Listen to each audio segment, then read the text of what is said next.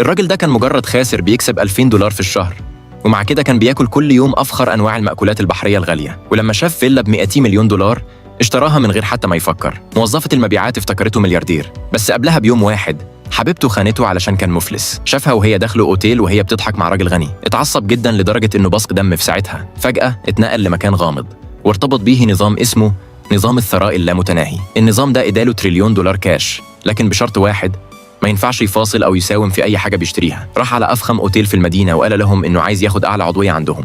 كل الناس ضحكت لأن العضوية دي محتاجة عربون $100 مليون. بعدها جه مدير الأوتيل بنفسه وقال له لو قدرت تدفع المبلغ فعلا هنحقق لك أي طلب تطلبه، لكن لو ما قدرتش الأمن هيطردك فورا. الراجل سلمها كارت البنك، وفي اللحظة اللي بعدها الماكينة صفرت.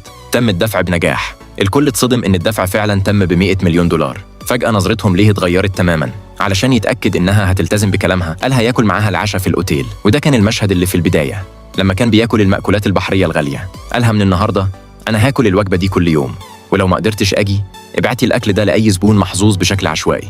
الست ما كانتش فاهمة هو ليه بيصرف فلوسه بالطريقة دي، بس ابتسمت ووافقت على طلبه، وبعدها قعدت على رجله بخجل.